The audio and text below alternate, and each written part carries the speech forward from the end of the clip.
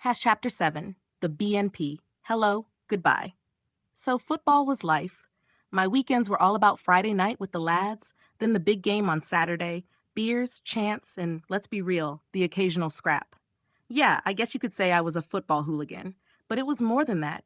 I had a solid crew, guys who had my back, and we were tight. Like little Danny, proper tough guy, ginger, but no one dared clown on his hair.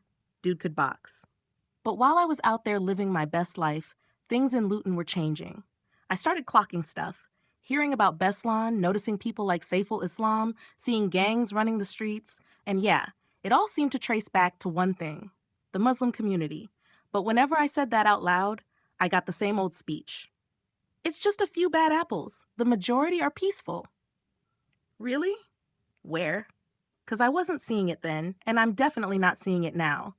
Like, if the majority of Muslims hated extremists so much, why weren't they doing anything?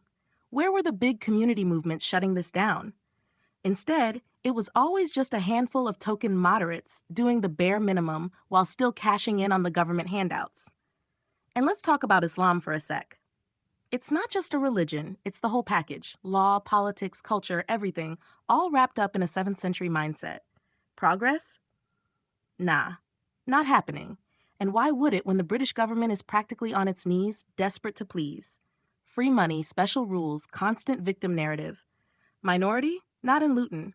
And definitely not acting like one. Look, I'm not saying life is easy for anyone, but let's be honest.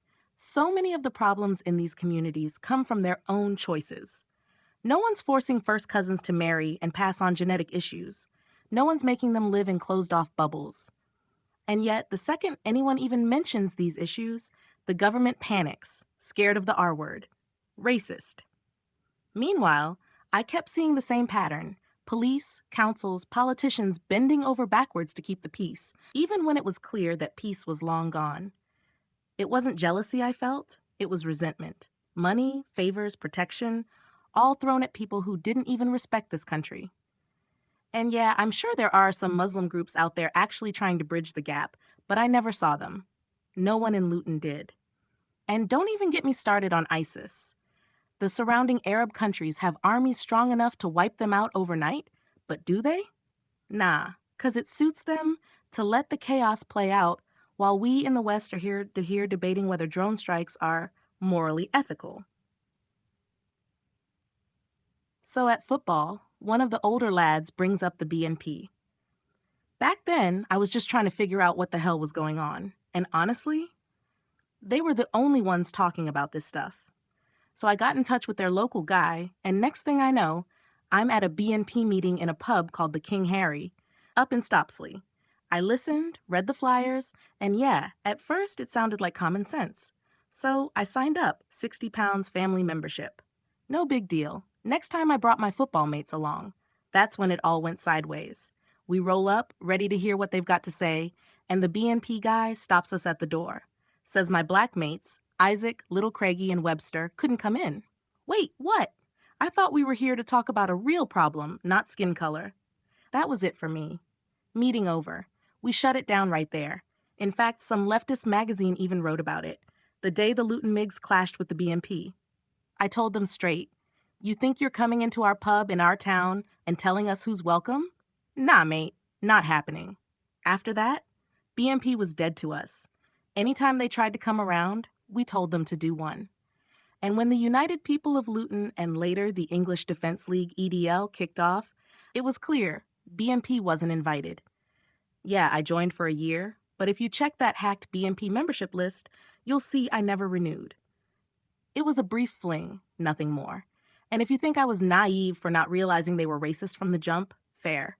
Back then, I didn't even know who Nick Griffin was. I had no clue about their National Front past. I was just a young guy trying to make sense of things. After that, BNP pretty much vanished from Luton. Haven't seen them run a candidate since. And if they ever did try to recruit lads like us, it flopped hard. Making noise in the streets. We still had ways to make a point, though. Not all of them went as planned. Take St. George's Day 2004. We had about 200, 300 of us out in Luton, just vibing, beers, sunshine, kicking a football around. Classic day. And then we pulled out a black flag that said Al Muhajirun on it and torched it. Everyone cheered. We thought it was a joke.